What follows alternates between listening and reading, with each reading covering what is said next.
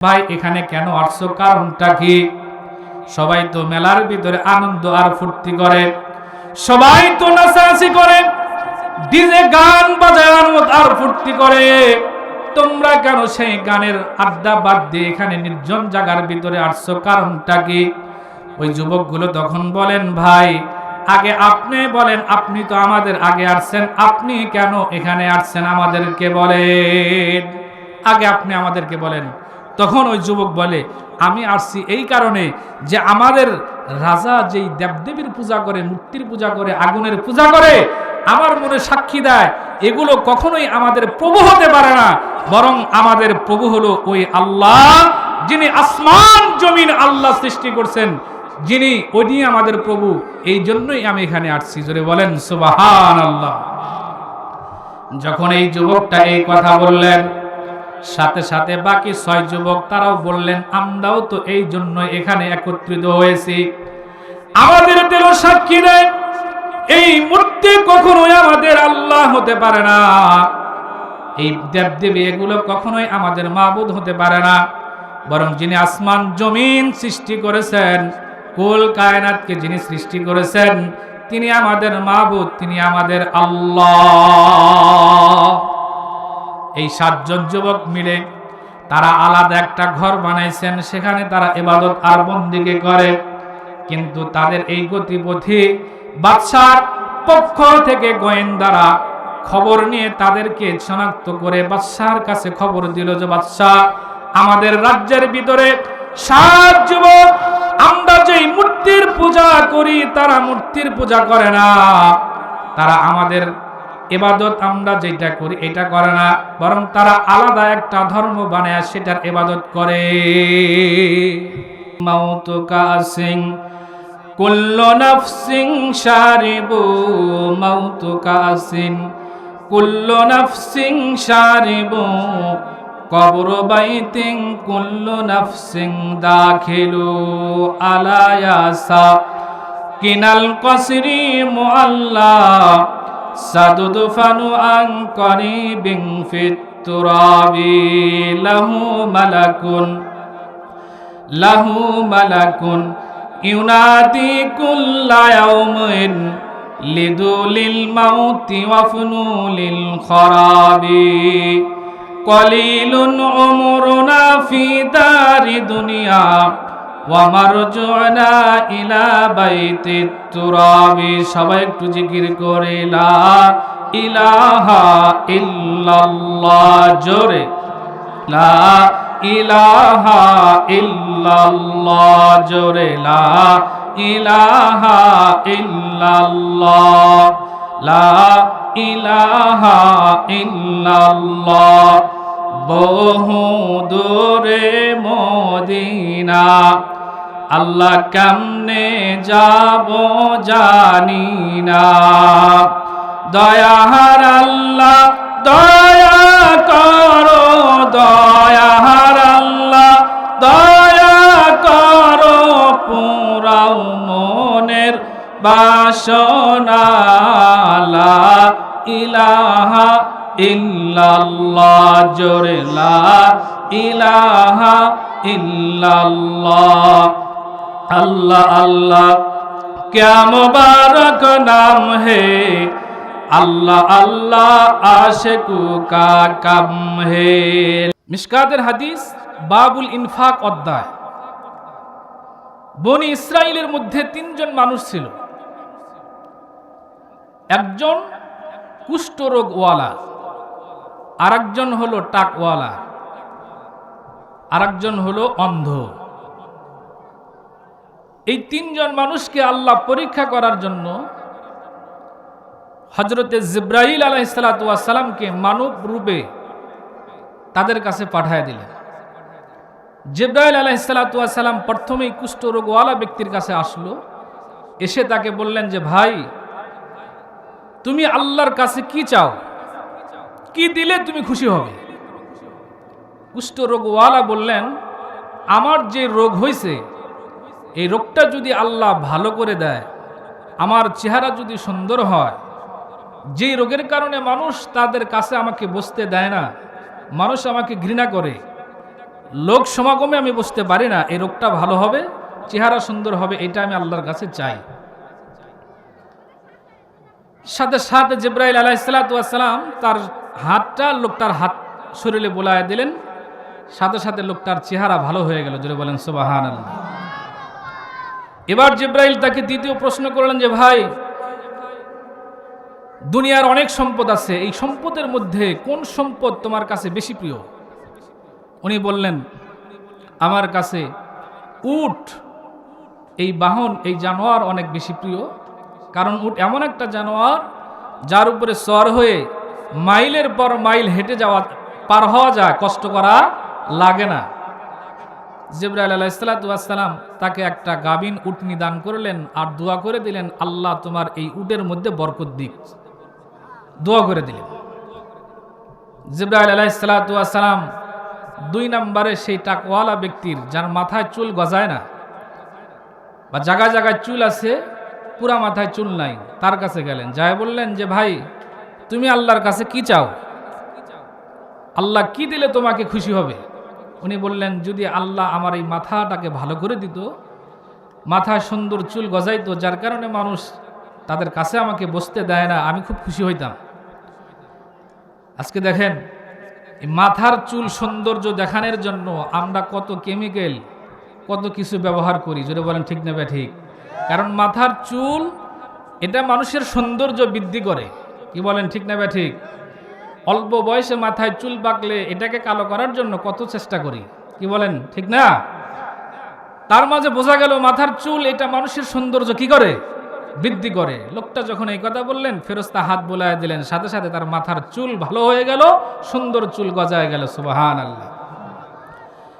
জিবরাইল আলাইহিস সালাতু ওয়াস সালাম এবার এই টাকওয়ালা ব্যক্তিকে বললেন, ভাই, তোমার মাথার চুল তো ভালো হয়ে গেল, এবার বলো দেখি, পৃথিবীর ভিতরে অনেক সম্পদ আছে, অনেক মাল সামানা আছে, এই মালের মধ্যে থেকে কোন মালটা তোমার কাছে বেশি প্রিয়? এই টাকওয়ালা ব্যক্তি বললেন, আমার কাছে গাবি অনেক বেশি প্রিয়।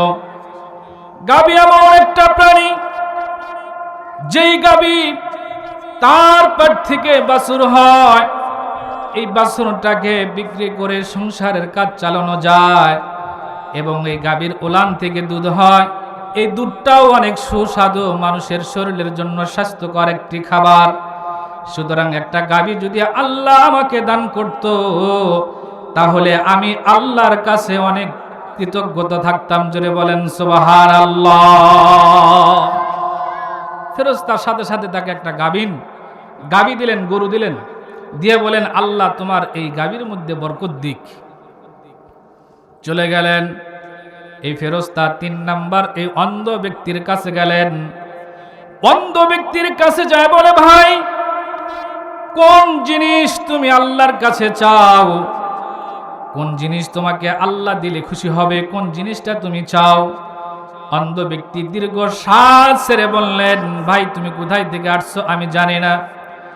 জন্ম থেকে আল্লাহ আমার চোখগুলোকে অন্ধ করে দিয়েছেন, যেই চোখ দ্বারা আল্লাহর হাজারো নিয়ামত আমি দেখা থেকে বঞ্চিত হয়েছি। এমনকি আমার জন্মদাতা পিতামাতার চেহারাও আমি দেখতে পাই নাই, আমার সন্তানগুলোকেও আমি দেখতে পাই নাই। আল্লাহ যদি আমার চোখটাকে ভালো করত, আমি দুনিয়ার নিয়ামতগুলো দেখতে পারতাম।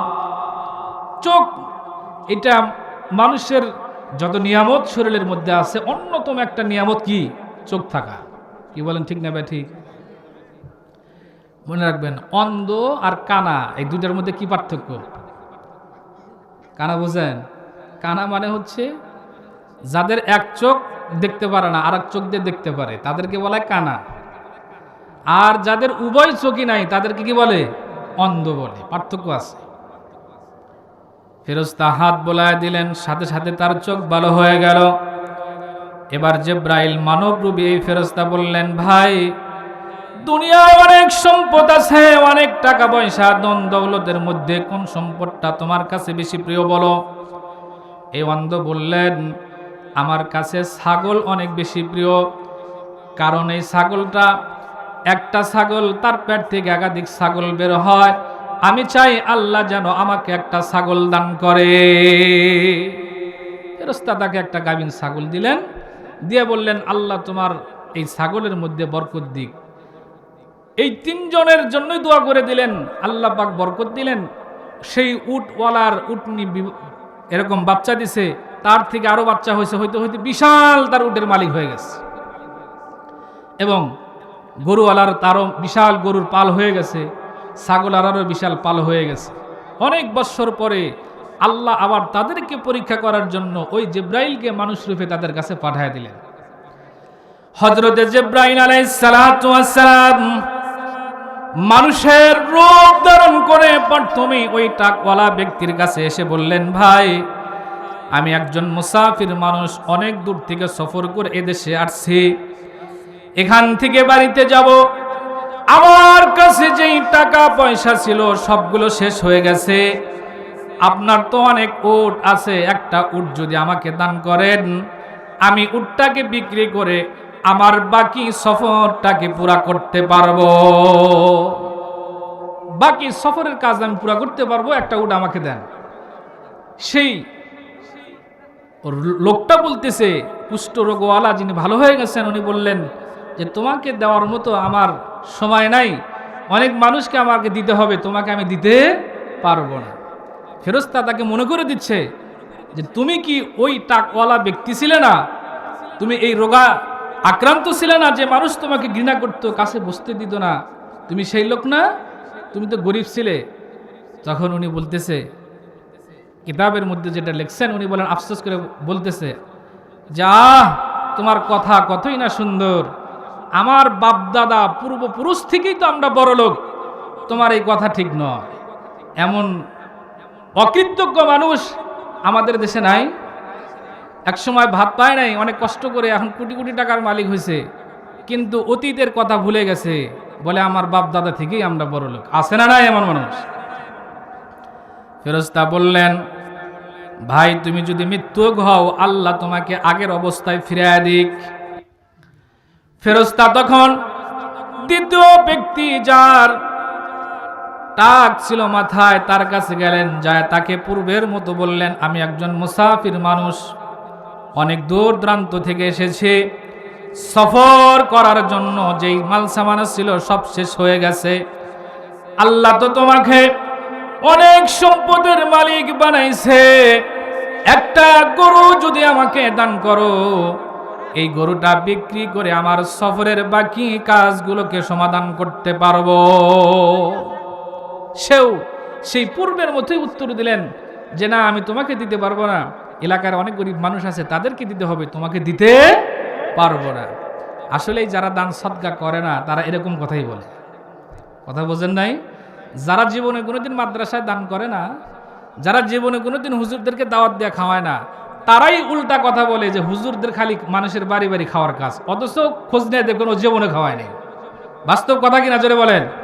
খোঁজ নিয়ে দেখবেন যে লোকগুলোই কথা বলে, তারা দেখবেন যারা জীবনেও মসজিদ মাদ্রাসায় 1 টাকাও দান করে না, তারাই বড় বড় কথা বলে। ওই লোকটাও তখন বললেন, তোমাকে দিতে পারবো না, সমাজের অনেক মানুষ আছে তাদেরকে দিতে হবে, তোমাকে দিতে পারবো না। ফেরেশতা তাকে মনে করে দিলেন, ভাই তুমি কি ওই লোকটা নয় যে মাথায় চুল ছিল না, টাকওয়ালা ছিল, মানুষ তোমাকে ঘৃণা করতো, কাছে বসতে দিত না, গরিব ছিলে, তুমি কি সেই মানুষ না? এই পূর্বের মতো উত্তর দিলেন যে আমার কয়েক পুরুষ প্রজন্ম থেকে আমরা বড় লোক, কোনো সময়ের জন্য আমরা গরিব ছিলাম না। আসলে গরিব ছিল কি ছিল না? ছিল গরিব। ফেরেশতা বললেন, ভাই তুমি যদি মৃত্যু হয়ে থাকো, পূর্বে যে অবস্থায় তুমি ছিলে, আল্লাহ যেন তোমাকে সেই অবস্থার ভিতরে ফিরিয়ে দেয়। বলে ওই অন্ধর কাছে গেলেন, অন্ধর কাছে যায় পূর্বের মতো সওয়াল করলেন। অন্ধ এবার তাকে বললেন, ভাই আমি অনেক গরিব মানুষ ছিলাম, অন্ধ ছিলাম, চোখে দেখতে পারি নাই, আল্লাহর অনুগ্রহে, আল্লাহর দয়ায় আমার চোখ দুইটাকে ফিরে পেয়েছি। আল্লাহ আমাকে কোটি কোটি টাকার সম্পদের মালিক বানাইছেন। এই যে দেখো ছাগলের বিশাল পাল, এখান থেকে যেই কয়টা ছাগল তোমার পছন্দ হয় নিয়ে যাও, আমি তোমাকে বাধা দিব না। সুবহানাল্লাহ। ফেরেশতা এবার বললেন, ভাই তোমার ছাগল তোমার কাছেই রাখো, আমি শুধু আসছি আল্লাহর পক্ষ থেকে তোমাদের তিনজনকে পরীক্ষা করার জন্য। তোমার উপরে আল্লাহ খুশি হয়ে গেছে, আর তাদের দুইজনের উপরে আল্লাহ নারাজ হয়ে গেছে। তাদের যে আগে পূর্বের অবস্থা ছিল ওই অবস্থায় আবার ফিরে গেছে, তারা আবার গরিব হয়ে গেছে, আর অন্ধের সম্পদ থেকেছে, আরো সম্পদ আরো বাড়ায় দিছে। জোরে বলেন সুবহানাল্লাহ। এই জন্য তো রব্বুল আলামিন বললেন, লা ইন শাকারতুম লা আযীদান্নাকুম ওয়া লা ইন কাফারতুম ইন্না আযাবি লাশাদীদ।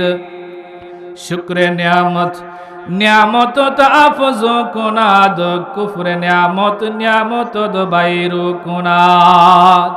এই জন্য সবসময় শুকরিয়া আদায় করতে হবে। মানুষ যদি আমাকে জিজ্ঞাসা করে, ভাই কেমন আছেন, বলতে হবে আলহামদুলিল্লাহ, আল্লাহ ভালো রাখছে। কারণ সুস্থ থাকা এটা আল্লাহর বড় নিয়ামত।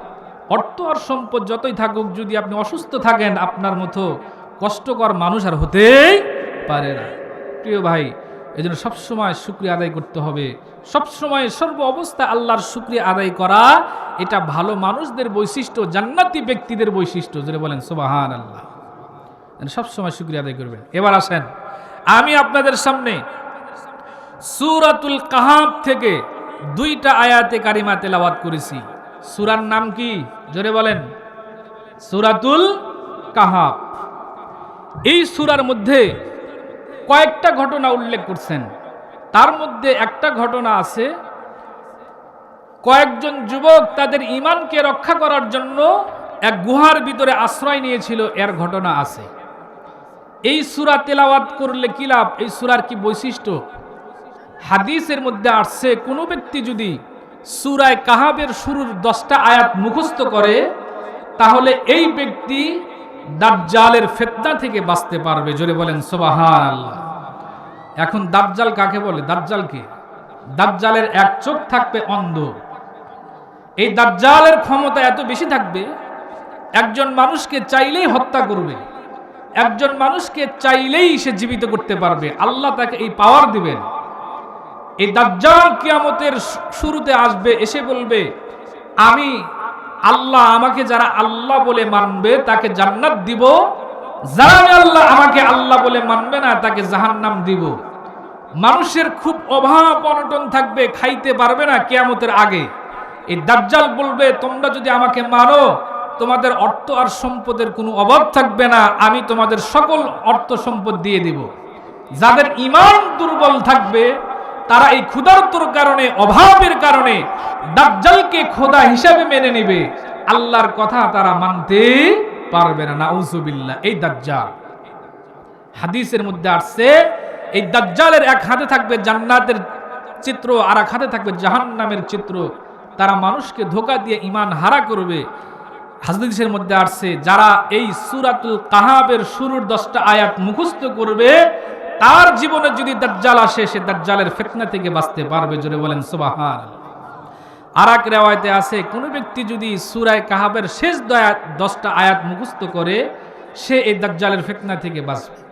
এটা একটা বৈশিষ্ট্য। এই সূরার আরেকটা বৈশিষ্ট্য আছে, কোন ব্যক্তি যদি এই সূরাতুল কাহাফের শুরুর 10 আয়াত তেলাওয়াত করে, হাদিসের মধ্যে আসছে যে তার পা থেকে মাথা পর্যন্ত একটা নূর আলো দিবে, যে আলো কিয়ামতের অন্ধকারের সময় তার কাজে দিবে। সুবহানাল্লাহ। আর এক হাদিসের মধ্যে আছে, কোনো ব্যক্তি যদি এই সূরা কাহাফের শুরু থেকে শেষ পর্যন্ত তেলাওয়াত করে, তাহলে আল্লাহ পাক তার পায়ের পাতা থেকে আসমানের উপর পর্যন্ত একটা নূর হবে তার জন্য। জোরে বলেন সুবহানাল্লাহ। আর এক হাদিসের মধ্যে আসছে, কোনো ব্যক্তি যদি এই সূরাতুল কাহাফকে জুমার রাত্রে তেলাওয়াত, জুমার দিন তেলাওয়াত করে, তার জন্য আল্লাহ পাক একটা নূরের ব্যবস্থা করবে, যেই নূর এই শুক্রবারে তেলাওয়াত করলে আগামী শুক্রবার পর্যন্ত তার জন্য নূরটা চমকাইতে থাকবে, এবং এই শুক্রবার থেকে আগামী শুক্রবার পর্যন্ত যত গুনাহ হবে, সগীরা গুনাহ হয়েছে, আল্লাহ মাফ করে দিবেন। সুবহানাল্লাহ। এটা একটা বরকতপূর্ণ একটা সূরা। এই সূরা কেন, কিভাবে? বিশ্বনবী মুহাম্মদুর রাসূলুল্লাহ সাল্লাল্লাহু আলাইহি সাল্লাম, জোরে বলেন সবাই সাল্লাল্লাহু আলাইহি ওয়াসাল্লাম, বিশ্বনবী মুহাম্মদুর রাসূলুল্লাহ যখন মক্কার ভিতরে জন্মগ্রহণ করে নবুয়ত প্রাপ্ত হওয়ার পরে মানুষদেরকে এক আল্লাহর দাওয়াত দিলেন, তাওহীদের প্রতি দাওয়াত দিলেন। আস্তে আস্তে তার মাধুর্যতা দেখে, তার সুন্দর ব্যবহার দেখে মানুষ কালেমা পড়া শুরু করলেন। তখন মক্কার কাফেররা চিন্তায় পড়লেন যে মুহাম্মদকে কিভাবে তার এই কাজ থেকে বাধা দেওয়া যায়, কৌশল অবলম্বন করলেন। তারা মদিনার দুইজন সাহাবীকে পাঠায় দিলেন। একজন সাহাবীর নাম, দুইজন ব্যক্তিকে পাঠায় দিলেন, নাজর বিন হারেস আর উকবা ইবনে মুঈত। এই দুইজনকে মদিনাতে পাঠায় দিলেন। মদিনার মধ্যে ইহুদিদের মধ্যে বড় বড় আলেম ছিল, তাওরাত কিতাবের, ইনজিল কিতাবের বড় বড় আলেম ছিল। তাদের কাছে যায় বললেন যে আমাদের দেশে মুহাম্মদ নামে একজন ব্যক্তি আসছে, যেই মুহাম্মদ আমাদের পূর্বের বাপদাদার ধর্মকে বাদ দিয়ে নতুন একটা ধর্মের প্রতি দাওয়াত দেয়, আমাদের ক্ষমতা নিচ্ছিন্ন হচ্ছে, তার দাপট মক্কার ভিতরে বেড়ে যাইতেছে, তাকে আমরা কিভাবে আটকাবো, আপনারা একটা আমাদেরকে পরামর্শ দেন। সবাই বলেন আউযুবিল্লাহ। তখন তারা বললেন যে হ্যাঁ, এই মুহাম্মদকে 3টা প্রশ্ন করবা, এই 3 প্রশ্নের উত্তর নবী ব্যতীত আর কেউ দিতে পারবে না। সে যদি নবী না হয়, উত্তর দিতে পারবে না, তাহলে সে এমনি তার দাওয়াত বন্ধ হয়ে যাবে। আর যদি উনি নবী হন, তাহলে সে এই 3 প্রশ্নের উত্তর দিতে পারবে। তখন হুজুর সাল্লাল্লাহু আলাইহি সাল্লামের কাছে আসলেন। আসার পরে তারা হুজুর সাল্লাল্লাহু আলাইহি সাল্লামের কাছে আসার পরে 3টা প্রশ্ন করলেন। এক প্রশ্ন, যে তুমি যে নবুয়তের দাবি করো, বড় দেখি অনেক বছর আগে কয়েকজন যুবক তারা নিজেদের দেশ ত্যাগ করে গুহায় আশ্রয় নিয়েছিল, ওই যুবকরা কি কারণে চলে গেছে তাদের ঘটনা একটু বলো। কথা আমার বোঝা যায়? জোরে বলেন। 1 নাম্বার। 2 নাম্বার প্রশ্ন, যে মুহাম্মদ বলো দেখি এমন কোন ব্যক্তি, যেই ব্যক্তি পূর্ব থেকে পশ্চিম পর্যন্ত, অর্থাৎ পূর্ব পশ্চিম উত্তর দক্ষিণ সমস্ত পৃথিবী ভ্রমণ করছে, এমন কোন ব্যক্তি, তার নাম কি, তার বৈশিষ্ট্য কি। 3 নাম্বার, হে মুহাম্মদ বলো রূহ এটা কি জিনিস, মানুষের মধ্যে যে রূহ থাকে এই জিনিসটা কি, বলেন আপনি। যদি নবী হন তাহলে উত্তর দেন, আর যদি নবী না হন উত্তর দিতে পারবেন না, মিসাই আমাদের মধ্যে আর বিভ্রান্তি সৃষ্টি করবেন না। প্রশ্ন কয়টা? 3টা। হুজুর সাল্লাল্লাহু আলাইহি সাল্লাম তাদের প্রশ্ন যখন শুনলেন, এই প্রশ্ন করার ব্যাপারে, প্রশ্নের উত্তরের ব্যাপারে বিশ্ব নবী বললেন, ওয়ালা তাকুলান্না লিশাইইন ইন্নী ফাইলুন যালিকা গাদা। বিশ্ব নবী বললেন ঠিক আছে, আগামীকালকে আমি উত্তর দিব, আগামীকাল তোমাদের এই 3 প্রশ্নের উত্তর দেব। কিন্তু মুহাম্মদুর রাসূলুল্লাহ আগামীকাল উত্তর দিবে ইনশাআল্লাহ, এই কথা বলতে কি করছেন উনি, ভুলে গেছে। তারপরের দিন আসছে, আল্লাহর পক্ষ থেকে আর কোনো ওহী আসে না, তিনি আর উত্তর দিতেও পারে না। একদিন চলে গেল, মক্কার কাফেররা সুযোগ পেয়ে গেলেন, মুহাম্মদকে 3টা প্রশ্ন করলাম, আমাদের 3 প্রশ্নের উত্তর তো দিতে পারল না। দ্বিতীয় দিন তারা আবার আসলেন। মুহাম্মদুর রাসূলুল্লাহ, বিশ্ব নবী মুহাম্মদুর রাসূলুল্লাহ চিন্তায় পড়ে গেলেন, ওহী আসা বন্ধ হয়ে গেছে। 1 দিন 2 দিন করতে করতে 15 দিন পর্যন্ত বিশ্ব নবীর কাছে কোনো ওহী আসে না, আর আল্লাহর নবীও তাদের প্রশ্নের উত্তর দিতে পারে না। 15 দিন পর্যন্ত ওহী আসা বন্ধ হয়ে গেছে। রাসূল চিন্তায় পাগল হয়ে যাইতেছে যে আমার উপরে ফেরেশতারা কেন ওহী নিয়ে আসে না, আমি তো তাদের উত্তরও দিতে পারতেছি না। বিশ্বনবী মুহাম্মদুর রাসূলুল্লাহ 15 দিন পরে জিবরাইল আলাইহিস সালাতু ওয়াস সালাম এই সূরাতুল কাহাফ ৭০,০০০ ফেরেশতা সহ পুরা সূরাটায় শুরু থেকে শেষ পর্যন্ত ৭০,০০০ ফেরেশতা সহ আল্লাহর নবীর উপরে নাজিল করে দিলেন। জোরে বলেন সুবহানাল্লাহ। ৭০,০০০ ফেরেশতা সহ এই সূরাটা নাজিল করলেন। এই সূরার মধ্যে ওই 7 যুবকের ঘটনা আছে এবং ওই ব্যক্তি যেই লোকটা পূর্ব পশ্চিম উত্তর দক্ষিণ পুরা দেশকে সফর করছেন, বাদশাহ জুলকারনাইনের ঘটনা এই সূরার ভিতরে আছে। আর রূহের কথা তার আগের সূরা বনী ইসরাইলের ভিতরে আল্লাহ পাক উল্লেখ করছেন। আল্লাহ পাক আয়াত নাজিল করে দিয়ে বললেন, ওগো নবী আমার, কোন কাজের ব্যাপারে কখনোই এই কথা বলবা না যে আগামীকাল এই কাজটা আমি করব, যতক্ষণ পর্যন্ত না ইনশাআল্লাহ বলবা। ইনশাআল্লাহ ব্যতীত আগামীকাল এই কাজ করব এই কথা বলা যাবে না। আগামীতে কোনো কাজ করলে বলতে হবে কি ইনশাআল্লাহ। আল্লাহ সুযোগ দিলে আগামীকাল এই কাজ আমি করব। কি বলতে হবে তাহলে? ইনশাআল্লাহর সাথে কি করতে হবে? যোগ করতে হবে। আমরা তো এই কথা বলি না, আমরা বলি আগামীকাল করব। বলতে হবে কি ইনশাআল্লাহ। আমাদের এদেশের বিএনপির চেয়ারপারসন খালেদা জিয়া, ওনার প্রত্যেকটা বক্তব্যের কথার মধ্যে ছিল ইনশাআল্লাহ। উনি বলতেন, আপনারা শোনেন নাই? অনেক নেতারাও এটা বলে। ওনার একটা ভালো একটা বৈশিষ্ট্য ছিল, উনি কথায় কথায় বলতেন ইনশাআল্লাহ, যদি আমি ক্ষমতা যাই এটা করব, ইনশাআল্লাহ বলতেন। এটা বলা কি ভালো? এটা বলতে হবে। আমরা এটা বলতে পারি না, বলি না। একটা মজার ঘটনা মনে পড়ে গেল। এক লোক কুরবানি দিবে, গরু কেনার জন্য বাজারে যাইতেছে, টাকা নিয়ে যাইতেছে, মনে করেন আমাদের ভরতখালী বাজারে যাচ্ছে। তো এক লোক জিজ্ঞাসা করছে, ভাই আপনি কোথায় যান? বলেন ভরতখালী বাজারে যাব, কুরবানির গরু কিনে সামনে কুরবানির ঈদে কুরবানি দিব। যে জিজ্ঞাসা করছে লোকটা দিনদার ছিল, উনি বললেন যে ভাই ইনশাআল্লাহ বলেন, যে ইনশাআল্লাহ ভরতখালী বাজারে যাব, আল্লাহ সুযোগ দিলে গরু কিনে কুরবানি করব, ইনশাআল্লাহটা বলেন। এই লোকটা দিনদার ছিল না, উনি বললেন আমার হাতে টাকা আছে, পকেটে টাকা আছে, আমার আবার ইনশাআল্লাহ বলতে হবে? অহংকার ধরে গেছে। ভরতখালী বাজারে গেছে, দামাদামি সবই হয়েছে, পকেটে হাত দিয়ে দেখে আর টাকা নাই। লোকটা বিষণ্ণ মনে ফিরে চলে আসতেছে। আবার ওই লোকের সাথে তার দেখা, জিজ্ঞাসা করছে, ভাই তোমার মনটা বেজার, গরু কোথায়? গরু না কেনার কথা। উনি বললেন, ভাই ইনশাআল্লাহ বাজারে গেছিলাম, গরুর দামও করছিলাম ইনশাআল্লাহ, পকেটে হাত দিয়ে দেখি ইনশাআল্লাহ টাকা নাই।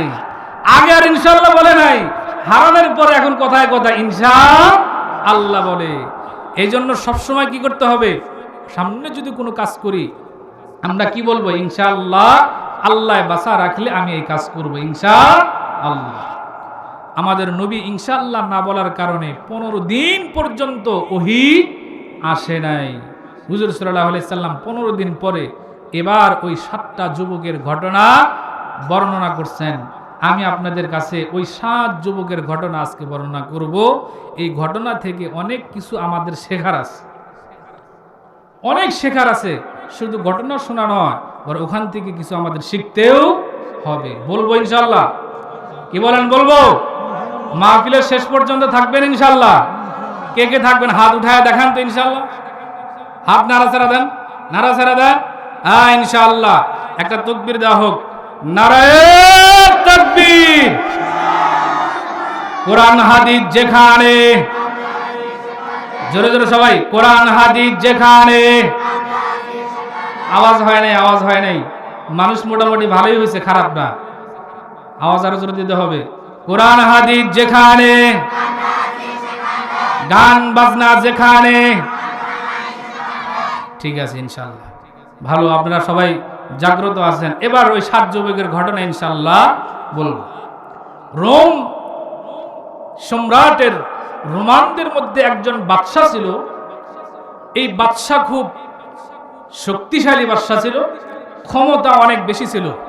আমাদের হাসিনার মতো না, হাসিনার চাইতেও আরো ডাবল ক্ষমতার ছিল।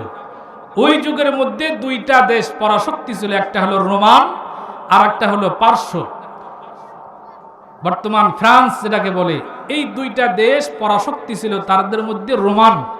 ওই দেশের একটা বাদশা ছিল, তাফসীরের কিতাবের মধ্যে লেখে তার নাম হলো দাকিয়ানুস। নাম কি তার? দাকিয়ানুস।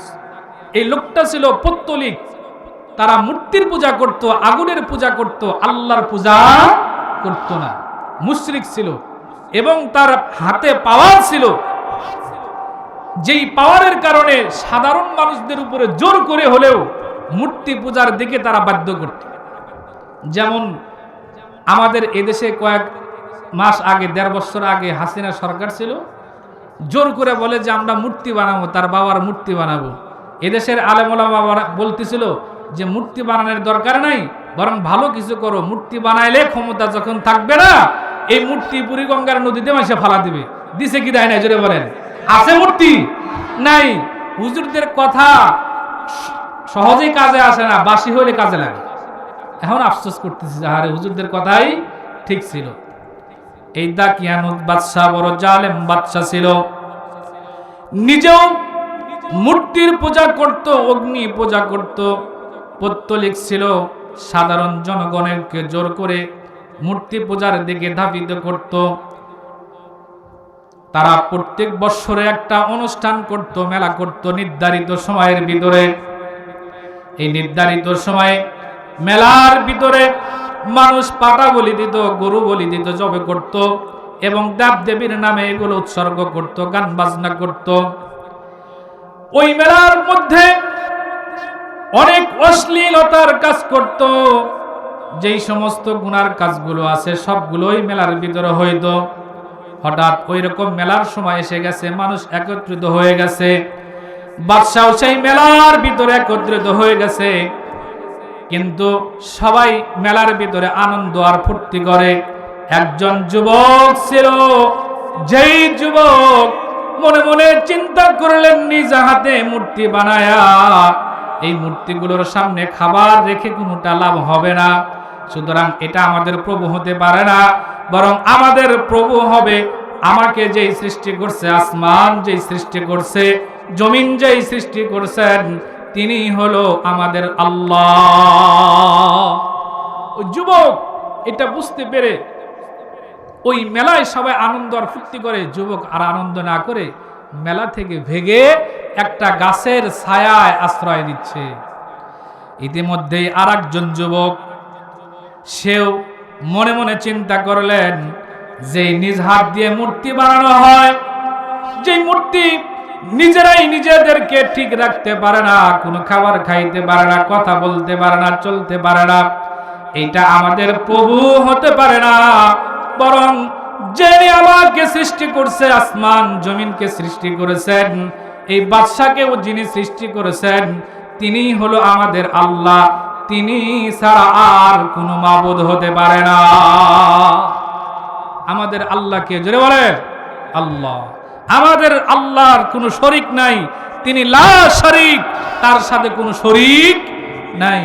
এইভাবে আস্তে আস্তে আরেকজন যুবক গেলেন, যাইতে যাইতে যাইতে যাইতে 7 জন যুবক ওখানে একত্রিত হয়ে গেল। 7 জনেই মনে মনে চিন্তা করতেছিল যে আমাদের রাজা যেই মূর্তির পূজা করে এটা আমাদের আল্লাহ হতে পারে না, যে নিজেই কথা বলতে পারে না, নিজে খাবার খাইতে পারে না, মানুষ তাকে কাপড় পরাইলে পড়তে পারে, তাছাড়া পড়তে পারে না। আছেরা হিন্দুরা যারা পূজা করে মূর্তি, দেখবেন ওরা নিজ হাত দিয়ে বানায়, আবার কি করে নিজেরাই লাথে মারা পানিতে ফালায় দেয়। এটা কি খোদা হতে পারে? পারে না। যত ধর্ম আছে, যত ধর্ম পালন করে, সবচাইতে মূর্খ এবং বেয়াকুব ধর্ম হচ্ছে হিন্দুদের ধর্ম। তারা বোঝার চেষ্টাই করে না যে মূর্তিকে আমরা নিজেরা বানাই তারা আবার আল্লাহ কিভাবে হতে পারে। তারা এমন খারাপ, হঠাৎ একটা গাছ যদি দেখে, একটা পাথর যদি দেখে, ওইটারই পূজা করে, ওইটারই কি করে তারা পূজা করে। একদমই তারা বেয়াকুব। এটা সবচাইতে বেশি মুশরিক ধর্ম। এরা যখন ওই 7 যুবক তারা মনে মনে চিন্তা করে সবাই এক জায়গায় হয়ে গেল। হওয়ার পরে পূর্বে যে যুবক গেছেন উনি চিন্তা করলেন যে আমার সাথে সাথে আরো 7টা যুবক আসছে, আরো 6 জন আসছে, আমরা 7 জন, তারা এখানে কেন আসছে তাদের কাছে শোনার দরকার। কিন্তু কেউ কাকে কথা বলার সাহস পাইতেছে না, কারণ আমরা যে মূর্তির পূজা করি না এটা যদি বাদশা কোনোভাবে জানে তাহলে তো আমাদেরকে ধরে ফাঁসিতে ঝুলাবে। এই জন্য কেউ কাউকে আর কথা বলে না। এক পর্যায়ে প্রথম যে যুবকটা গাছের আশ্রয়ে স্থান নিয়েছিলেন তাকে আরেকজনকে বললেন, ভাই এখানে কেন আসছো, কারণটা কি? সবাই তো মেলার ভিতরে আনন্দ আর ফুর্তি করে, সবাই তো নাচানাচি করে, ডিজে গান বাজায় আনন্দ আর ফুর্তি করে, তোমরা কেন সেই গানের আড্ডা বাদ দিয়ে এখানে নির্জন জায়গার ভিতরে আসছো, কারণটা কি? ওই যুবকগুলো তখন বলেন, ভাই আগে আপনি বলেন, আপনি তো আমাদের আগে আসছেন, আপনি কেন এখানে আসছেন আমাদেরকে বলেন, আগে আপনি আমাদেরকে বলেন। তখন ওই যুবক বলে, আমি আসছি এই কারণে যে আমাদের রাজা যেই দেবদেবীর পূজা করে, মূর্তির পূজা করে, আগুনের পূজা করে, আমার মনে সাক্ষী দেয় এগুলো কখনোই আমাদের প্রভু হতে পারে না, বরং আমাদের প্রভু হলো ওই আল্লাহ, যিনি আসমান জমিন আল্লাহ সৃষ্টি করছেন, যিনি ওই আমাদের প্রভু, এই জন্যই আমি এখানে আসছি। জোরে বলেন সুবহানাল্লাহ। যখন এই যুবকটা এই কথা বললেন, সাথে সাথে বাকি 6 যুবক তারাও বললেন, আমরাও তো এই জন্য এখানে একত্রিত হয়েছি, আমাদের তেরো সাক্ষী দেয় এই মূর্তি কখনোই আমাদের আল্লাহ হতে পারে না, এই দেবদেবী এগুলো কখনোই আমাদের মাবুদ হতে পারে না, বরং যিনি আসমান জমিন সৃষ্টি করেছেন, কুল কায়নাতকে যিনি সৃষ্টি করেছেন, তিনি আমাদের মাবুদ, তিনি আমাদের আল্লাহ। এই 7 জন যুবক মিলে তারা আলাদা একটা ঘর বানাইছেন, সেখানে তারা ইবাদত আর বন্দেগী করে। কিন্তু তাদের এই গতিপথে বাদশার পক্ষ থেকে গোয়েন্দারা খবর নিয়ে তাদেরকে শনাক্ত করে বাদশার কাছে খবর দিল যে, বাদশাহ আমাদের রাজ্যের ভিতরে 7 যুবক, আমরা যেই মূর্তির পূজা করি তারা মূর্তির পূজা করে না, তারা আমাদের ইবাদত আমরা যেটা করি এটা করে না, বরং তারা আলাদা একটা ধর্ম বানায় সেটার ইবাদত করে। গোয়েন্দা খবর পাঠায় দিছে। বাদশা বললেন, ডাক দাও তাদের 7 যুবককে। এই 7 যুবককে বাদশা ডাকলেন, ডেকে রাজদরবারে উপস্থিত করে বললেন, ও যুবক বলো, তোমরা কার ইবাদত করো? আমরা তো মূর্তির পূজা করি, আগুনের পূজা করি, তোমরা কার ইবাদত করো? তারা বললেন, আমরা পূজা করি ওই সত্তার, যেই সত্তা তোমাকে সৃষ্টি করেছে, আসমান জমিন সৃষ্টি করেছে, ওই এক আল্লাহর ইবাদত করি, আমরা কোনো মূর্তির পূজা করতে পারবো না। জোরে বলেন সুবহানাল্লাহ। জালেমের সামনে দীপ্ত কণ্ঠে, জোরালো কণ্ঠ বলল, আচ্ছা শোনো, তুমি যেই মূর্তির পূজা করো ওইটা আমাদের আল্লাহ হতে পারে না, আমাদের আল্লাহ হলো এক মাবুদ, উনি যিনি সমস্ত কিছু সৃষ্টি করছেন। জোরে বলেন সুবহানাল্লাহ।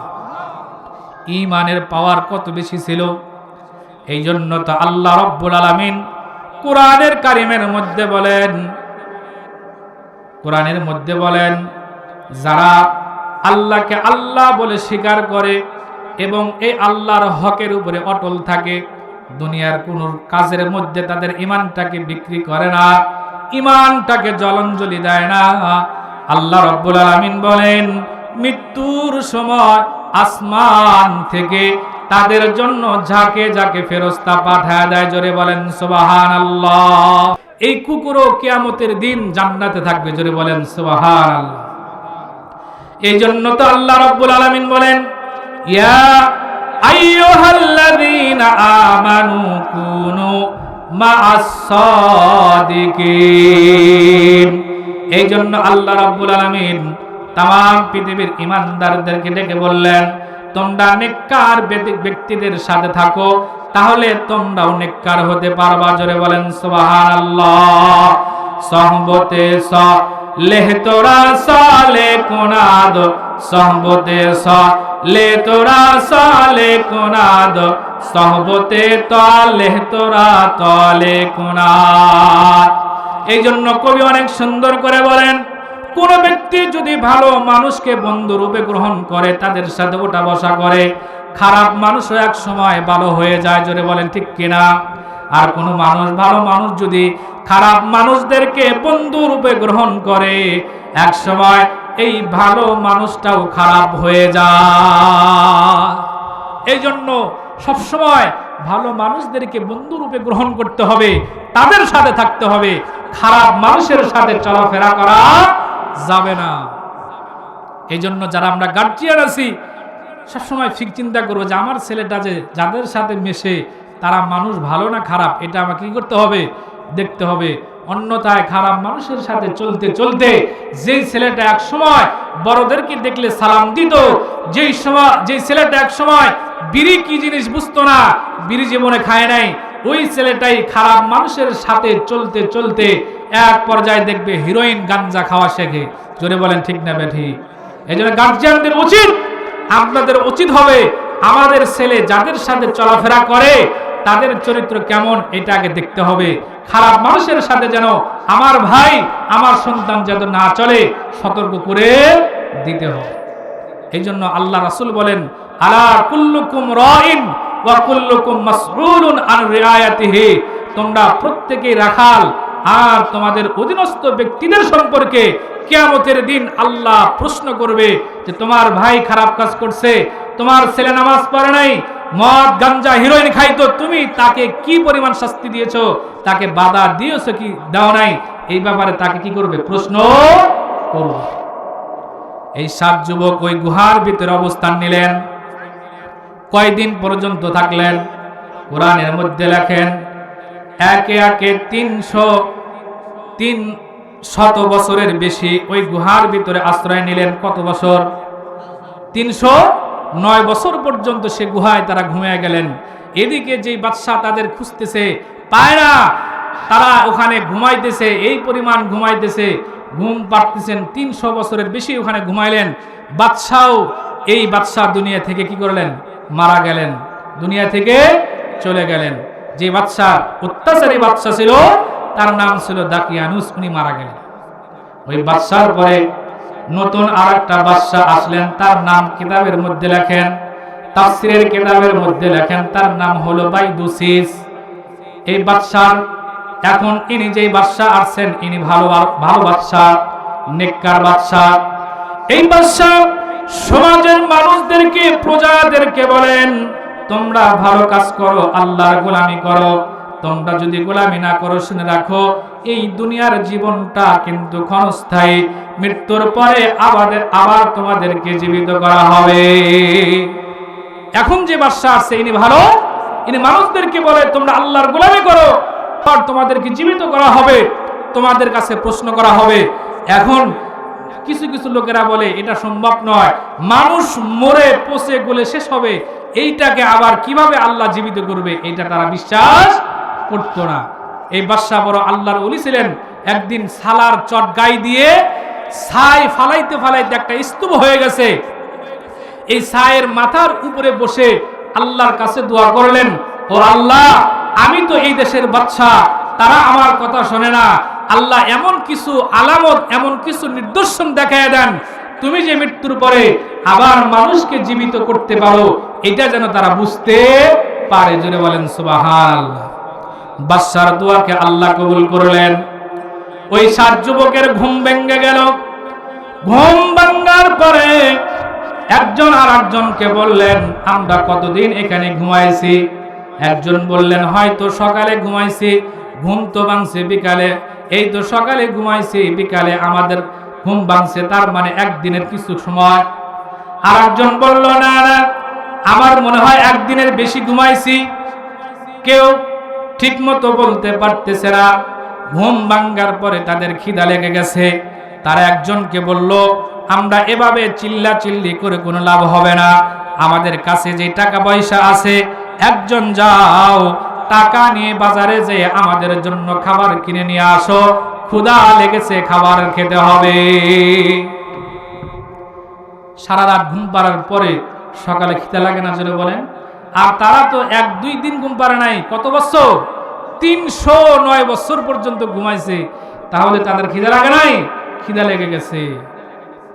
তখন একজনের কাছে টাকা দিলেন। সবাই টাকা তুলে তুলে একজনের কাছে টাকা দিলেন। তাফসীরের কিতাবের ভিতরে লেখেন, যার কাছে টাকা দেওয়া হয়েছে তার নাম হলো তামলিকা। এই তামলিকা বাজারে গেলেন। বাজারে যাইতেছে আর মনে মনে চিন্তা করে, আমরা যখন গর্তের ভিতরে আশ্রয় নিয়েছিলাম, রাস্তাঘাট তো এত উন্নত ছিল না, এখন কেমন জানি রাস্তাঘাটগুলো পরিবর্তন হয়ে গেছে। বাজারে দাঁড়ায় দেখেন পরিচিত যারা বাজারে দোকানদার করত তারাও তো নাই, থাকবে কেমনে? এতদিন পর্যন্ত তারা জীবিত থাকতে পারে না। চিন্তা করতে করতে এক দোকান থেকে কিছু খাবার নিলেন, সাথে সাথে তার পাশে থাকা টাকাগুলো বের করে দিলেন। এই দোকানদার বলে, তুমি যে টাকাগুলো আমাদেরকে দিয়েছো, এই টাকা তো বর্তমান টাকা না, এইটা তো আর চলে না, এই টাকা চলবে না, এটা তো অনেক আগের টাকা মনে হচ্ছে, এখন বর্তমানে যে টাকা চলতেছে এই টাকা দাও। এখন এই তামলিক উনি বলতেছে এটা তো আমাদেরই টাকা, আমরা নিয়ে গেছি, টাকা চলবে না মানে? এটা তো সত্যি ভালো টাকা, নিও। আর দোকানদার বলে, না, এই টাকা চলবে না, তুমি বর্তমান সমাজে যে টাকা চলতেছে এইটা আমাদেরকে দাও। আজ থেকে যারা আরো বয়স বেশি, মনে করেন স্বাধীনতার আগে যাদের জন্ম, ওই সময় যে টাকা চলতো ওই টাকা কি এখন সমাজে চলে? যদি বলেন চলে না। এবং ব্রিটিশ আমলে যে টাকা চলতো, পাকিস্তান আমলে সেই টাকা কি হয়ে গেছে? বাতিল হয়ে গেছে। পাকিস্তান আমলে যে টাকা চলতো স্বাধীনতার পরে ওই টাকাও বাতিল হয়ে গেছে। এখন যারা ছোট ছোট বাচ্চা আছে, আমরাও তো 5 পয়সা 10 পয়সা এগুলো দেখছি, এখন কি এগুলো আছে? যদি বলেন আর নাই। ওই তো মনে করছে যে টাকাগুলো আমরা নিয়ে গেছি এটাই সত্যিকারের টাকা, এটা চলে না। এই দোকানদারের সাথে কথা বলতে বলতে পাশে আরো যে দোকানদার ছিল সবাই এক জায়গা হয়ে গেছে, বলতেছে, ভাই কি হয়েছে? দোকানদার বলে, দেখো, এই যে একটা যুবক আমার এখান থেকে খরচ নিয়েছে, খাবার নিয়েছে, কিন্তু টাকা দিয়েছে আজ থেকে 900 বছর আগের, 300 বছর আগের টাকা, এই টাকা তো এখন সমাজে চলে না। এই টাকা সে কোথায় পাইল? নিশ্চয় সে গুপ্তধন খুঁজে পাইছে, নিশ্চয় সে গুপ্তধন পাইছে, তাকে বাদশার দরবারে নিয়ে যাও। বিপদে পড়ে গেছে। বাদশার দরবারে এই যুবককে নিয়ে গেলেন। বাদশা বড় দিনদার ছিল। বাদশা এই যুবককে বললেন, ওগো যুবক, তুমি কোথায় থাকো? তোমার বাড়ি কোথায়? এই যুবক বলেন, আমার বাড়ি তো এই এলাকায় ছিল, কিন্তু আজ থেকে অনেক বছর আগে এই দেশের একটা বাদশা ছিল, বড় জালেম বাদশা, যে বাদশা নিজেও মূর্তির পূজা করত, আমাদেরকেও মূর্তি পূজার জন্য ধাবিত করত। আমরা আমাদের ঈমান রক্ষা করার জন্য আমার সাথে আরো 6 জন, আমরা 7 জন মিলে এই গুহার ভিতরে আশ্রয় নিয়েছি। বাদশা পূর্বের আগের যে বাদশার আমলের যেই আদালতে মামলাগুলো হয়ে গেছে, এই বাদশার খাতাগুলো সে দেখতেছে, দেখতে দেখতে দেখে যে এই 7 যুবকের নাম সে খাতার ভিতরে আছে। হ্যাঁ হ্যাঁ ঠিক আছে, এই কয়েক মিনিটের ভিতরে নিয়ে আসেন, সমস্যা নেই। পরে বাদশা বলল, এই বাদশা খুব ভালো ছিল যে তাদের নামে মামলা করা আছে, আগেই মামলা করছে যে এই 7 যুবককে যদি পাওয়া যায় তাদেরকে ফাঁসিতে ঝুলানো হবে। এই 7 যুবককে এই যুবককে বললেন, তোমাদের সাথে আরো যে যুবকগুলো আছে তারা কোথায়? ওখানে আমাদেরকে নিয়ে যাও। এই যুবক তখন বাদশার সঙ্গে নিলেন, তার সাথে আরো অনেক মানুষ ছিল, তাদেরকে সঙ্গে নিয়ে বাদশা ওই গুহার কাছে গেলেন। বাদশা এই যুবককে সঙ্গে নিয়ে গুহার কাছে গেলেন, ওই গর্তের কাছে গেলেন। বাদশা নিজে ঘোড়ার পিঠ থেকে নেমে ওই যুবকগুলোকে স্বাগতম জানানোর জন্য যাবেন। এমন সময় ওই যুবক বলেন, বাদশা আপনি এখানে থাকেন, আমি একটু গর্তের ভিতরে যেয়ে, গুহার ভিতরে যেয়ে আমার ওই 6 ভাইকে বলে আসি বাদশা আমাদের দেখার জন্য আসছে, আর এইটা কোনো জালেম বাদশা নয়। অন্যথায় এই 6 যুবক মনে করবে আমাদেরকে ধরার জন্য আসছে, তারা ভয় করতে পারে। আমি একটু আগে যাই, যায়া তাদের কি করি সুসংবাদ দিয়ে আসি। বাদশা বলে, ঠিক আছে যাও। ওদেরকে যখন সুসংবাদ দিলেন, বাদশা যখন তাদের কাছে গেলেন, যাওয়ার পরে তাদের বুকে জড়ায় নিলেন, চোখে মুখে চুমো খাইলেন এবং তাদের উপরে অনেক খুশি হয়ে গেলেন। জোরে বলেন সুবহানাল্লাহ। আল্লাহ পাক এই 7 যুবকের ঘটনা সূরা কাহাবের মধ্যে উল্লেখ করলেন। মুহাম্মদুর রাসূলের উপরে যখন 15 দিন পরে এই সূরা কাহাবকে নাজিল করলেন, তখন তাদের এই বিস্তারিত ঘটনা কাফেরদেরকে শোনায় দিলেন। জোরে বলেন সুবহানাল্লাহ। এই 7 যুবক বাদশাহ খুশি হয়ে গেলেন।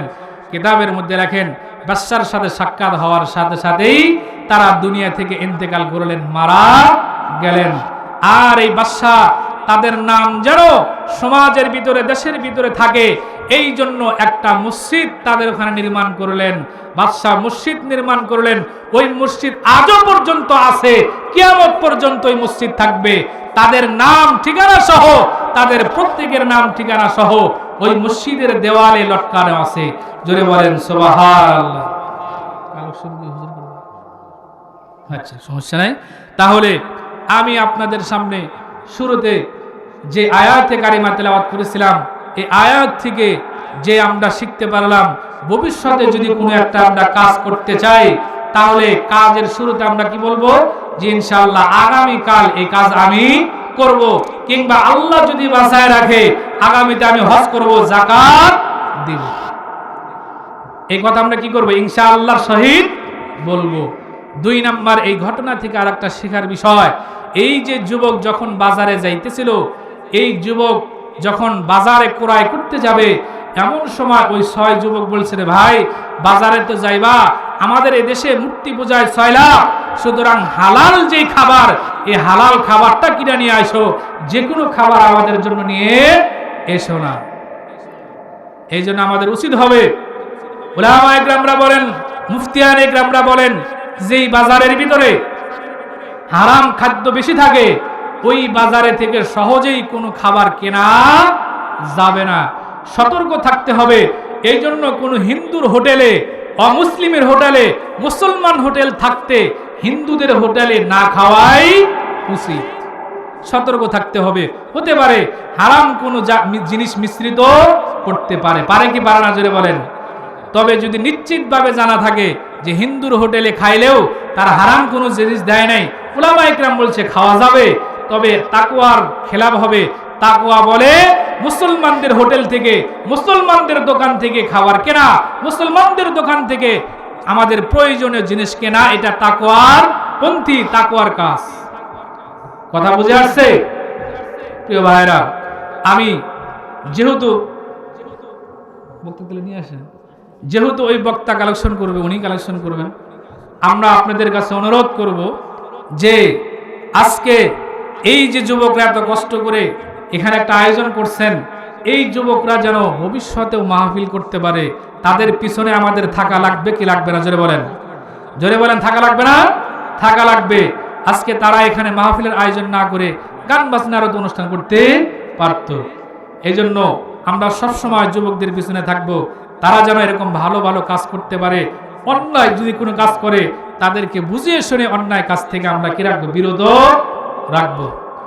এখানে আমাদের অনেক মা বোনরা আছেন, আমি তাদেরকে লক্ষ্য করে বলবো, কিতাবের মধ্যে ঘটনা আসছেন, মা বোনদেরকে বলবো আমাদের চরিত্র হতে হবে ফাতেমাতুজ জাহরার মতো চরিত্র হতে হবে, আম্মাজান খাদিজার মতো আমাদের চরিত্র করতে হবে।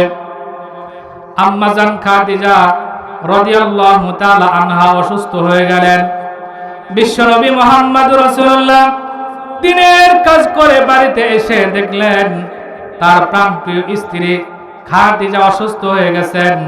খাদিজার কাছে যেয়ে বললেন, ওগো আমার স্ত্রী, তোমার কি শরীর খুবই খারাপ নাকি?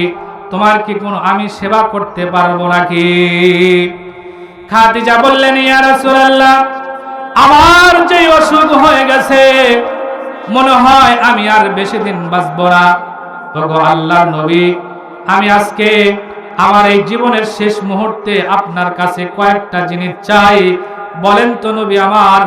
ওগো আমার স্বামী, আপনি আমার সেই জিনিসগুলো দিবেন কিনা? আল্লাহর নবী বললেন, ওগো আমার স্ত্রী, শোনো, এই দুনিয়ার ভিতরে তুমি আমার যেই পরিমাণ উপকার করেছো, আমার সুখে দুঃখে যেই পরিমাণ তুমি আমাকে সাহায্য সহযোগিতা করেছো, একমাত্র তুমি ছাড়া এত কাছের বন্ধু দুনিয়াতে আমার আর কেউ নাই। স্ত্রী, শোনো, তুমি আমার কাছে কি চাও বলো বলো, আমি তোমার যেই চাওয়া পাওয়া থাকবে আমি মুহাম্মদ রাসূলুল্লাহ পুরা করব। আম্মাজান খাদিজা বিশ্ব নবীকে বললেন, ওগো আমার প্রাণপ্রিয় স্বামী, আমি তোমার কাছে তিনটা জিনিস চাই। এক নাম্বার জিনিস হলো, আমি যখন দুনিয়া থেকে মারা যাব, মৃত্যুবরণ করব, আমাকে দাফন করার জন্য বাজারে থেকে নতুন কাপড় নিয়ে আসার দরকার নাই। বিশ্বনবী কান্না শুরু করে দিলেন, ওগো আমার স্ত্রী খাদিজা, শোনো, দুনিয়ার জীবনে তোমার অনেক টাকা পয়সা ছিল, সম্পদ ছিল, তুমি ধনাঢ্য একজন মহিলা ছিলা, অর্থ সম্পদের কোনো অভাব ছিল না। শুধুমাত্র কেবলমাত্র আমি নবীর সঙ্গে বিবাহ হওয়ার কারণে, ঈমান নিয়ে আসার কারণে কখনোই তোমাকে ঠিক মতো খাবার দিতে পারে নাই, কখনো তোমাকে সুন্দর পোশাক দিতে পারে নাই। ও খাদিজা, আমি তো মনে করলাম তুমি মনে হয় কোন দামি জিনিস আমার কাছ থেকে চাইবে। আম্মাজান খাদিজা কান্দে আর বলে, ওগো আল্লাহর নবী, আমি যখন মারা যাব, বাজার থেকে নতুন কাপড় নিয়ে আসার দরকার নাই, বরং আপনার পুরাতন একটা জামা দিয়ে আমার কাফনের ব্যবস্থা করে দিও। জোরে বলেন সুবহানাল্লাহ। আল্লাহ রাসূল বললেন, আমি তো মনে করছিলাম তুমি দামি কোনো জিনিস চাইবা। ও খাদিজা, 2 নাম্বার তুমি আমার কাছ থেকে কি চাও আমাকে বলো। খাদিজা কান্দে আর বলে, ওগো আমার স্বামী, আমি দুনিয়া থেকে চলে যাব, আমি মৃত্যুর পরে আমার লাশটাকে নিজ হাতে আপনি কবরের ভিতরে নামাবেন। জোরে বলেন সুবহানাল্লাহ। রাসূলুল্লাহ বিশ্বনবী তার প্রাণপ্রিয় স্ত্রী খাদিজার কথাগুলো শ্রবণ করতেছেন, চোখ দিয়ে পানিগুলো ফেলে দিচ্ছেন, টপ টপ করে চোখের পানিগুলো দাড়ির ভিতর দিয়ে পড়ে যাইতেছে। আল্লাহর নবী বলে, ওগো খাদিজা, তুমি আর কি চাও? খাদিজা বলে, ইয়া রাসূলুল্লাহ, আমি তো আপনার কাছে শুনেছি মৃত্যুর পরে কবর বড় ভয়ঙ্কর জিনিস, এই কবর কারোর জন্য জাহান্নামের কোন অগ্নি গর্ভ হবে, আবার কারোর জন্য জান্নাতের বাগান হয়ে যাবে। ওগো আল্লাহর নবী, আমাকে মাটি দেওয়ার পরে ফেরেশতারা এসে আমাকে 3টা প্রশ্ন করবে, মান রব্বুকা ওয়া মা দীনুকা, এবং তোমার রবকে, তোমার দিন কি, তোমার নবীকে, এই 3টা প্রশ্ন করবে। জানি না আমি এই 3 প্রশ্নের উত্তর দিতে পারবো কি পারবো না। ইয়া রাসূলুল্লাহ, আমি চাই আমাকে মাটি দেওয়ার পরে সবাই চলে যাবে, আপনি আমার কবরের চতুর্পাশ দিয়া ঘুরবেন, আর ওই ফেরেশতারা যখন প্রশ্ন করবে, আপনি তাদের আমার পক্ষ থেকে তাদের প্রশ্নের উত্তর দিবেন। জোরে জোরে বলেন সুবহানাল্লাহ। এই জন্য ভাইরা আমার, মা বোনদেরকে বলবো, আমরাও সতর্ক হয়ে যাই। জানি না মৃত্যুর পরে আমাদেরকে যখন 3টা প্রশ্ন করবে, আমরা যে উত্তর দিতে পারবো এর কিন্তু কোনো গ্যারান্টি নাই। অথচ খাদিজার মতো একজন এত বড় মাপের সাহাবী, বিশ্ব নবীর কলিজার টুকরা স্ত্রী, বিশ্ব নবীর কলিজার টুকরা ফাতেমার মা, তারপরেও উনি বলতেছে, না জানি কবরের সওয়াল জব মনে হয় আমি দিতে পারবো না। আল্লাহর নবী বলে, ওগো খাদিজা, শোনো, পুরান কাপড় দিয়ে তোমাকে যদি কবরস্থ করা হয় তোমার কি লাভ হবে? খাদিজা বলে, ইয়া রাসূলুল্লাহ, আমি যদি কবরের পুরাতন কাপড় যখন রাখা হবে, আমার যদি কোনো গুনার কারণে জাহান্নামের আগুনকে জ্বালাইতে চায়, আমার মনে সাক্ষী দেয়, আপনার জামা যদি আমার শরীরের ভিতরে থাকে, জাহান্নামের আগুন আমার শরীর স্পর্শ করতে পারবে না। আল্লাহর নবী বলেন, তোমাকে আমি নিজ হাতে কবরে নামাইলে তোমার কি লাভ হবে? খাদিজাতুল কুবরা বলে, ওগো আল্লাহর নবী, আমার তো বিশ্বাস হয় আপনি যদি আমার লাশটাকে কবরের ভিতরে নামান, আপনার পা যদি কবরের চতুর্দিক দিয়া পড়ে, আপনি তো বলেছেন কবরের ভিতরে রাখার পর 40 কদম সরার পরে ফেরেশতারা 3টা প্রশ্ন করে। এই 3 প্রশ্নের উত্তর যদি না দিতে পারি, এক পাশের মাটিগুলো আর এক পাশের মাটির সঙ্গে মিশে যায়, এক পাশের হাড়গুলো আর এক পাশের হাড়গুলো ঢুকে যায়, আমার মনে সাক্ষী দেয় আপনার পা মোবারকের ছাপ যদি কবরের ভিতরে পড়ে, এই কবর আমার সাথে এরকম খারাপ আচরণ করতে পারবে না। আল্লাহর নবী বললেন, সবাই মাটি দিয়ে চলে যাবে, আমি কেন কবরের পাশে থাকবো? খাদিজাতুল কুবরা বলে, ইয়া রাসূলুল্লাহ, ইয়া হাবিবাল্লাহ, আমার মনে সাক্ষী দেয় আপনি যদি কবরের পাশে থাকেন, এই ফেরেশতারা যদি আমাকে 3টা প্রশ্ন করে, আপনার কারণে আমি প্রশ্নের উত্তর নাও দিতে পারলে আপনি আমার পক্ষ থেকে 3টা প্রশ্নের উত্তর দিয়ে দিবেন। জোরে জোরে বলেন সুবহানাল্লাহ। আল্লাহর নবী বলেন, ওগো খাদিজা, তুমি কেন পৃথিবীর কোন ব্যক্তি কবরে মারা যাওয়ার পরে তার কাছে যে 3টা প্রশ্ন করবে, কারো সাধ্য নাই তার পক্ষ থেকে 3টা প্রশ্নের উত্তর আমি নবী কেন কোন ব্যক্তিরও সাধ্য নাই, কোন ব্যক্তিও পারবে না এই 3টা প্রশ্নের উত্তর দিতে পারবে না। ও খাদিজা, শোনো, তোমার প্রশ্ন তোমার কাছে করবে, তোমাকেই উত্তর দিতে হবে, আমি দিতে পারবো না। এরকম ভাবে 3টা চাওয়া পাওয়ার কথা বলার পরে খাদিজা দুনিয়া থেকে বিদায় নিয়ে গেলেন। বিশ্বনবী মুহাম্মদুর রাসূলুল্লাহ নিজ হাতে দাফন করলেন। দাফন করার পরে আম্মা জান খাদিজার লাশটা কিবলার দিকে ঘুরে দেন, কিন্তু কিবলার দিকে থাকে না, ঘুরে সোজা হয়ে যায়। আল্লাহর নবী বারবার চেষ্টা করেন কিন্তু থাকে না, বারবার মুখটা আসমানের দিকে উঠে যায়। আল্লাহর নবী পেরেশান হয়ে গেলেন। সঙ্গে সঙ্গে জিবরাইল আমিন এসে বললেন, ইয়া রাসূলুল্লাহ, ইয়া হাবিবাল্লাহ, আপনি যতই চেষ্টা করেন এই লাশটাকে কিবলার দিকে রাখতে পারবেন না। আল্লাহর নবী বললেন, কেন কেন? জিবরাইল বললেন, ইয়া রাসূলুল্লাহ, খাদিজার লাশটা আসমানের দিকে থাকবে, এই খাদিজার উপরে স্বয়ং আল্লাহ এত খুশি হয়েছেন, আল্লাহ পাক তার কুদরতের দৃষ্টি তাকাইতে থাকবে কিয়ামত পর্যন্ত। আল্লাহর কুদরতের দৃষ্টি এই খাদিজার উপরে তাকাইবেন, সরাসরি দেখতে থাকবেন। জোরে বলেন সুবহানাল্লাহ। এই খাদিজার উপরে আল্লাহ এত খুশি হয়ে গেছেন যে তার চেহারা আসমানের দিকে থাকবে, আর আল্লাহ তার চেহারা দেখবেন, তার উপরে রহমত নাজিল করবেন।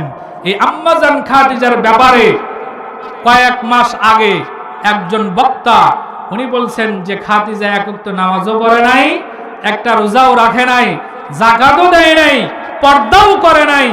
একটা বক্তা, একটা দলের একটা বক্তা, নাম বললে অনেকে মাইনও করতে পারে, মাইন করলেও আমার সমস্যা নাই, উনি বর্তমানে জামাতের সাথে আছে, জামাতের দল করে, আমির হামজা, আর এই বক্তব্য নেটের ভিতরে আছে। উনি বলছেন যে খাদিজা এক ওয়াক্ত নামাজও পড়ে নাই, রোজাও রাখে নাই, পর্দাও করে নাই। সবাই বলেন নাউজুবিল্লাহ।